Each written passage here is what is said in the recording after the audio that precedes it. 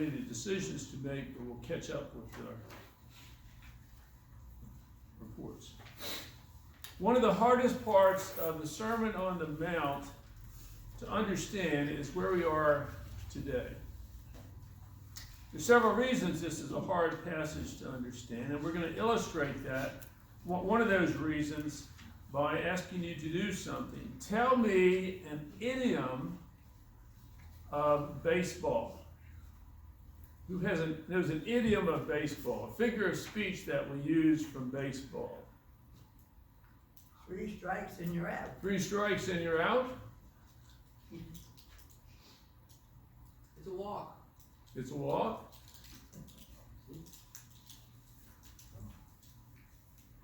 You're out. Yeah, you're out. Home run. All right, home run. You hit it out of the ballpark. Right. You're batting 1,000. You threw me a curveball with that one. We need to cover all the bases. Go to bat for someone. Play hardball. Step up to the plate. You struck out several people. It's the bottom of the ninth. So these and other figures of speech from baseball you might hear out in the community in a normal conversation that has nothing to do with baseball. We use these idioms in conversations and apply them in other ways to other things. For instance, we need to cover all the bases means that we need to detail all the facts. We need to make sure everything is being done that's supposed to be done so we can accomplish our task. You threw me a curveball. You hit me with something I wasn't expecting. We use those figures of speech. Now, if you have a conversation with someone, or you're in a conversation with someone else, and a third person who, maybe someone from out of the country who has never heard of baseball, has never seen baseball, never played baseball, has no knowledge of baseball, is listening to the conversation, they're going to say, I have no clue what they're talking about. Bottom of the ninth. Ninth what? And what's the bottom of the ninth? Is that the little part that goes like this? They're not going to understand what you're talking about. If they don't have that background of baseball experience and knowledge, things aren't going to make sense. And the same is true if you're listening to people talk from other countries. They use their figures of speech and their idioms, and you don't know what they're talking about sometimes. The same is often true of us who read the Bible.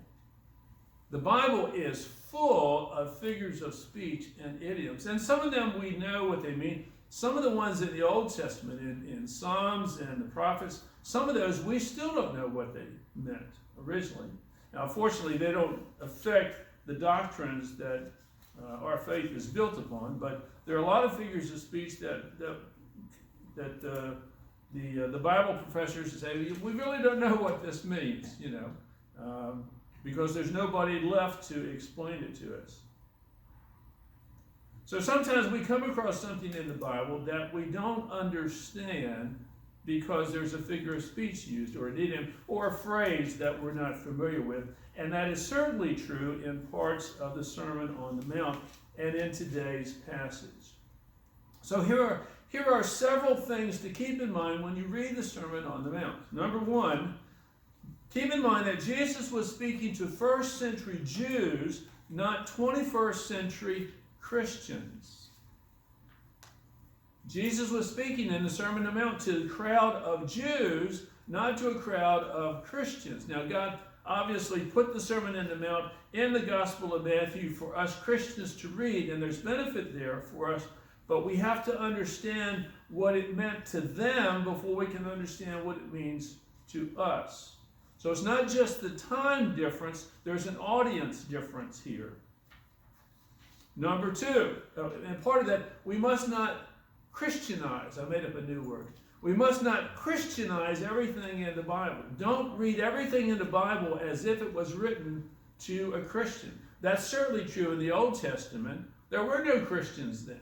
So everything in the Old Testament is not written, nothing in the Old Testament was written to Christians, but what Jesus spoke was not spoken to Christians. He was speaking to Jews. So you first have to understand what it meant to them before you can understand what it means to us. Number two, expect to encounter first century Jewish and Roman cultural terms and practices in the New Testament. And to understand these will require study of things outside of the Bible. If the only thing you ever read is the Bible, you're not going to understand everything in the Bible. Because somebody has to explain some of these idioms and some of these background practices and such. And so we have study helps, and many of you have study Bibles, and there's helps in those. We have commentaries, and these days there are a number of commentaries available online and for purchase and such. Number three, in Matthew 5, verses 21, 27, 31, 33, 38, and 43, Jesus was not quoting the Mosaic law, but rather the tradition of the elders. The tradition of the elders. That phrase is used in Mark's Gospel, chapter 7, the tradition of the elders. The tradition of the elders are oral interpretations of the Mosaic commands. Ever since God gave the commands to Moses, the Jews had been figuring out, well, how do we do all these things? And over the centuries, many centuries, different rabbis would offer opinions about how to do those things. This was called the oral law. It wasn't written down until well into the first century. And today it's known as the Mishnah. The Mishnah, M-I-S-H-N-A. And you can read that online. I was reading it this week. I've heard of it before. I've never read it before. It's in English now online, and you can read it. And it's very enlightening. Jesus spoke to Jews living under the Mosaic law and the tradition of the elders. Their lives were shaped by this teaching from the scribes and the Pharisees. Now, you might know some of the Old Testament laws. There are 613 laws or commands in the law of Moses. 613. I don't know all of them by heart. Anybody know all of them by heart? You might be able to do 10 of them by heart. The 10 Commandments, but the average person on the street doesn't know most of those either. So, but you might be more familiar with some of the Old Testament laws. But I doubt that any of you have read the Mishnah. I never had until this week. And I doubt that you know much of what's in the Mishnah. I'll give you a sample of it in a few moments. But we need to know something of it if we're to understand what Jesus spoke about in this sermon and why I believe he's not quoting the Mosaic law, but the tradition of the elders. There's evidence here that that's what he's doing, that he's speaking to his listeners about what they have been taught all their lives by the scribes and the Pharisees. For example, in Matthew chapter 4, Jesus is confronted in the wilderness by the devil and tempted by the devil. And the devil says, why don't you turn these stones into bread? And Jesus said, it is written.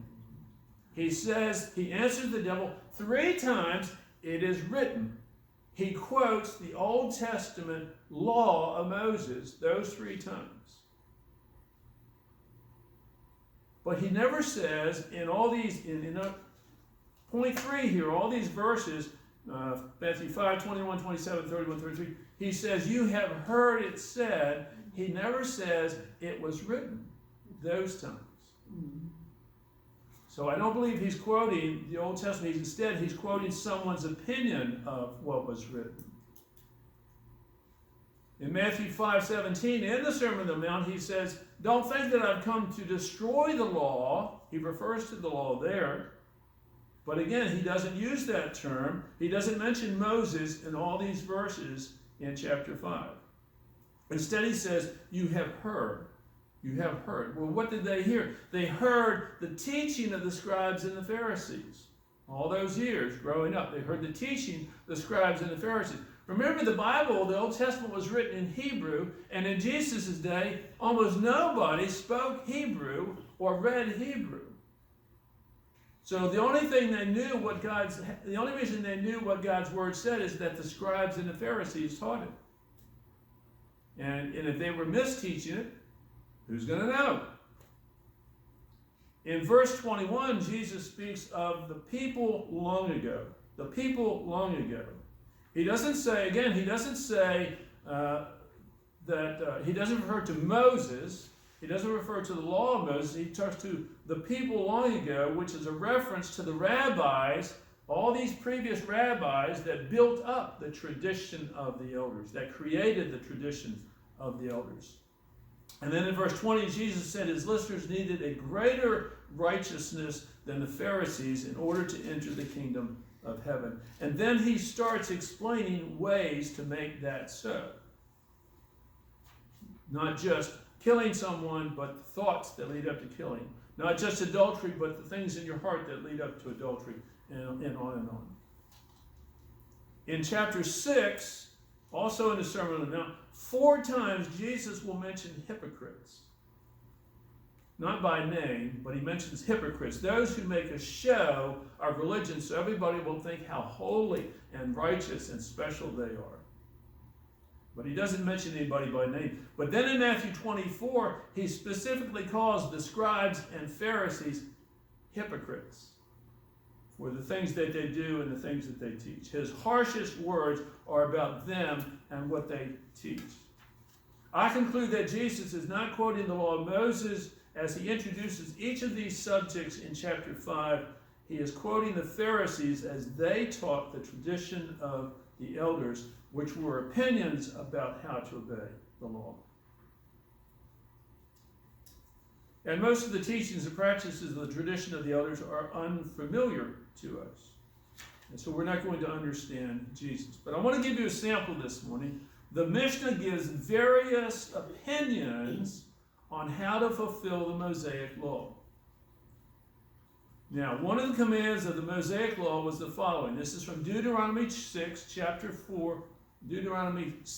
6, verses 4 and 5. Hear, O Israel, the Lord our God, the Lord is one. Love the Lord your God with all your heart and with all your soul and with all your strength.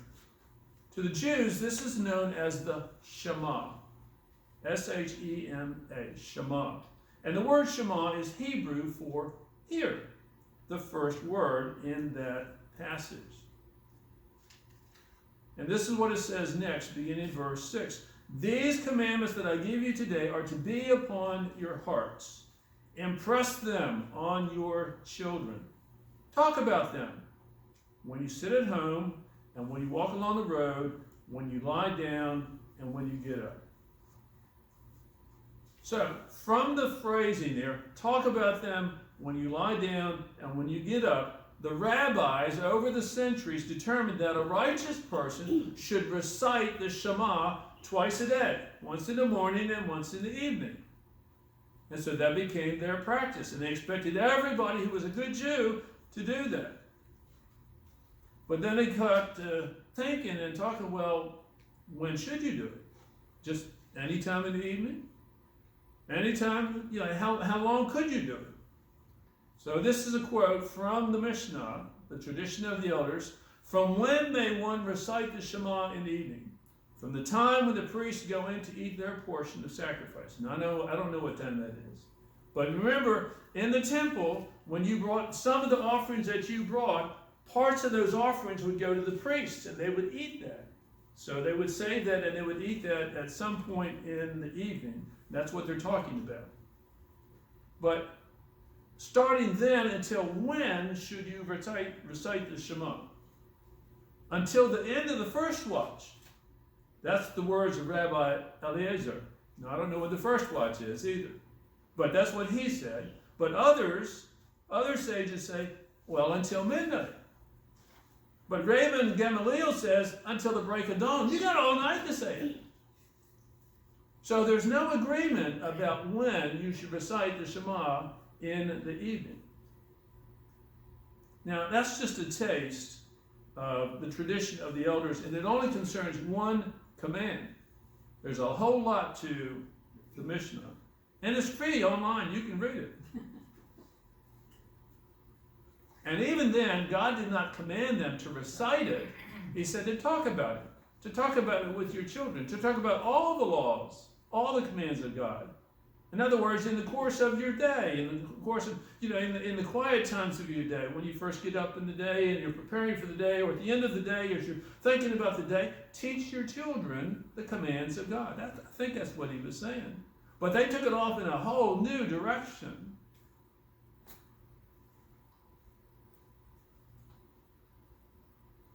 So the Pharisees taught upon the authority of the past rabbis, not any authority of their own.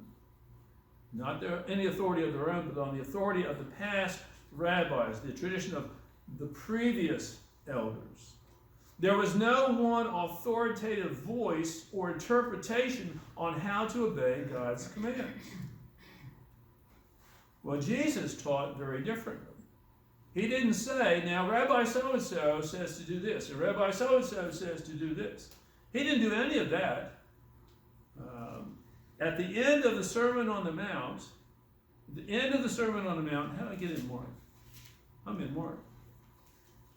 At the end of the Sermon on the Mount, if I can find the end of the Sermon on the Mount, when Jesus had finished saying these things, the crowds were amazed at his teaching, because he taught as one who had authority and not as the teachers of the law, not as the scribes and the Pharisees.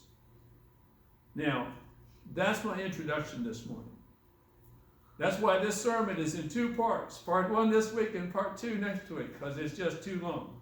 But it had to give you that background on what Jesus was referring to when he's quoting. So now we pick up in Matthew chapter 5 and verse 38. You have heard that it was said, eye for eye and tooth for tooth. You've heard that it was said, eye for eye and tooth for tooth. The phrasing eye for eye and tooth for tooth is expressed 3 times in the law of Moses. We're not going to look at all 3. We're going to look at one this morning. In Exodus chapter 21. In Exodus chapter 21, beginning in verse 12, lists various ways that someone might injure someone else. We're not going to read all of those. We're going to read just one example, beginning in verse 22. If men who are fighting hit a pregnant woman and she gives birth prematurely, but there is no serious injury, now I'm assuming that means injury either to the woman or to the child, it's not specific, but there's no serious injury, the offender must be fined whatever the woman's husband demands and the court allows. But if there is serious injury, you are to take life for life, eye for eye, tooth for tooth, hand for hand, foot for foot, burn for burn, wound for wound, bruise for bruise. Now I want you to note 3 things there. First of all, the injury was accidental. Nobody intended to harm the woman or her child. It was an accident. Secondly, there's a consequence for bringing no harm. There was going to be a fine that the husband could decide, but there was going to be a consequence if there was no harm, and a further consequence if there was harm. And third, it's the court who decided what the fine would be and carries out what the harm would be. The court does that, not individuals, not the husband. He doesn't get to do that. Not the woman. She doesn't get to do that. Not anybody in their family. They don't get to do that. The court does that. Now, many people in our day read this thing about eye for eye and tooth for tooth, and they think, that is barbaric. That's barbaric. These are heathen people we're talking about. How could God, if he's a loving God, do such a thing? And you might have thought that at some point in your life when you read this, but if so, you fail to understand the times and the culture in which that took place. Let's consider some facts here. In Israel at that time, there was no government. There was no government. There was no national government. There was no tribal government. There was no local government. There was no county government, no city government. There was no government. There was no king yet. We didn't have a king at this point. There were no police departments. There were no sheriffs. There's no standing army. There's no authority in the land or anyone to keep peace. What's it say at the end of the book of Judges? Everyone did that which was right in their own eyes. Everybody did what they thought was best. There was no authority figures to decide these things. There were judges. Moses had instituted a judge system to help people decide arguments between individuals and families, but it was all pretty primitive. There were no official rules on how these judges are supposed to work or anything like that. There's no records of precedent and such. So before God gave this command, if someone was injured by another, they or someone else would go after the person that committed the injury. And often they would strike back, giving further damage. You remember what that was like when you were a kid and you're in the lunch line and you're talking to your friend and somebody bumped you from behind and you assumed that they did it on purpose. And so they bumped you, so you turn around and you shove them. Much different, much aggressive, much harder than what they did to you.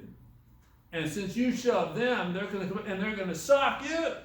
And before you know it, there's a fight going, and you both get in trouble, probably. But that's what we do. Oh, you bumped me, I'm going to shove you. You did a little bit to me, I'm going to do worse to you. This law limited punishments. God was limiting punishments. He said, no more of that stuff. You cannot injure someone worse than they injured you. So instead of this law being harsh for the times, it was actually progress over previous practices. Now, by our standards, yeah, it's barbaric, but for that day, it was good. It was going in the right direction. Now, we need to know how the Pharisees had been interpreting this eye for an eye and tooth for a tooth. Over the centuries, people got to thinking this was a very difficult punishment to bring off. Let's say that I've got a bad tooth. It's giving me pain, and I need to go to find a dentist, but I haven't got to the dentist yet. And Dave and I get in an argument, and Dave punches me in the mouth and knocks out my bad tooth. So eye for eye, tooth for tooth. I'm going to knock out Dave's tooth. But Dave doesn't have a bad tooth. He's only got good teeth. Good teeth for a bad tooth, that's not fair. That's not exactly what the law was calling for, is it? Or let's say somebody does something and you get a broken arm. So now you get to break their arm. But how are you going to make sure you don't break too much? You see the problem? There's a problem here in trying to be equitable with teeth and eyes and burns and broken limbs and all kinds of things. So they developed over the centuries. This is part of the tradition of the elders. You can read this free online in the Mishnah. They developed a monetary fine to replace physical injuries. The judges were to set a price for the injury based on 5 factors. Number 1, the extent of the injury. Number 2, the physical pain involved. Number 3, the person's medical bills, if any. Number 4, the loss of income, because if you broke their leg, they can't go work in the fields for a while. And number 5, embarrassment. Maybe they were embarrassed by this injury. And that's similar to what courts do today, isn't it? The courts take into account consideration, loss of income, medical bills, emotional suffering. But over time, the Pharisees started bringing charges against others for things other than physical injuries.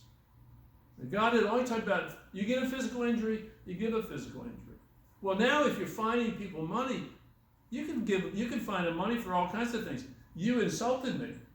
I'm going to sue you. And there's going to be a fine. You embarrassed me in public. So the Pharisees started applying God's ways in ways that God never intended or commanded.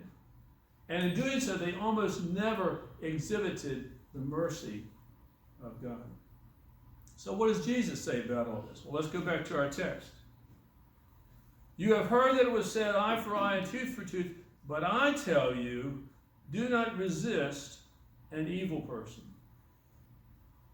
But I tell you, authority, do not resist an evil person.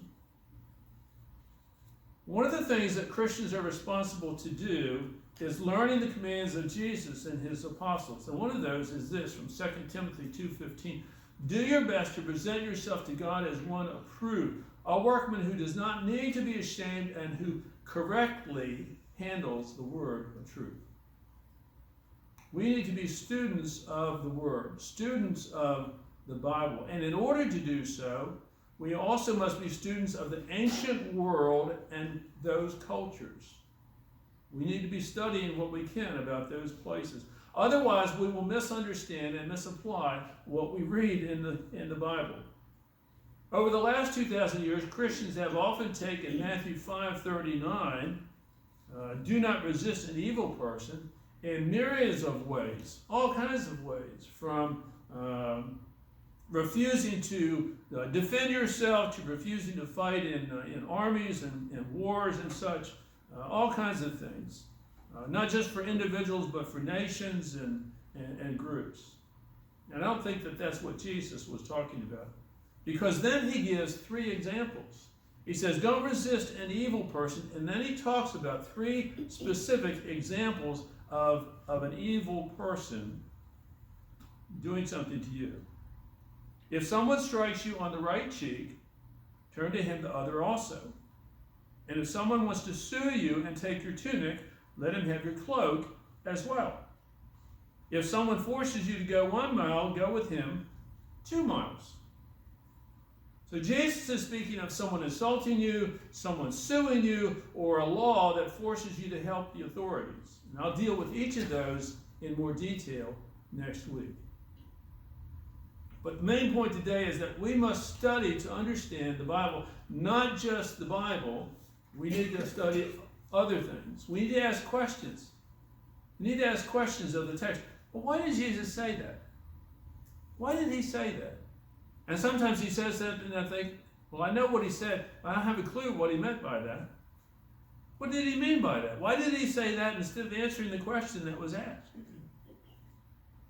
And so you start looking and you read the rest of the passage, you read the context, you read study helps. All of you who have study Bibles, you read the study helps, which have some comments in there. You might find a commentary.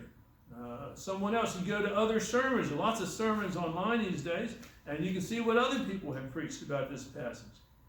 I did that about this passage, because like I said, this is one of the hardest ones to understand in the Sermon on the Mount. And in fact, I've read probably several dozen sermons, or listened to several dozen sermons, depending on where you look. And with each one I said, no, he didn't answer my question. He didn't answer my question. He didn't answer my question. And I told God on Tuesday morning, in my prayer time this week, I said, God, I'm stuck on this sermon. I have a question and I don't have an answer. And I said, if you don't give me an answer by Wednesday lunchtime, that's 1 o'clock. If you don't give me an answer by Wednesday lunchtime, I'm going to have to put this week, go on to the next passage and preach this one at a future date on down the road. Even though I'm preaching through the Sermon on the Mount, I'll have to do it out of order. And that's what I said. So I did study on Tuesday morning and Tuesday afternoon and Wednesday morning, and Wednesday late morning, I came across a sermon somebody I'd never seen before, never heard this guy before, never read anything by this guy, and I'm reading through his sermon and I said, he answered my question. And I looked at the clock and it was 2 minutes to lunchtime. So we can learn, as we're doing so prayerfully, as we're leaning on the Lord, we can learn what God has said to other people. But don't Christianize everything you read in the Bible. We must read what others, must read what they understood, what the original hearers understood the person speaking to say, or the person writing. We are fortunate that God does not treat us based on an eye and for an eye spiritually.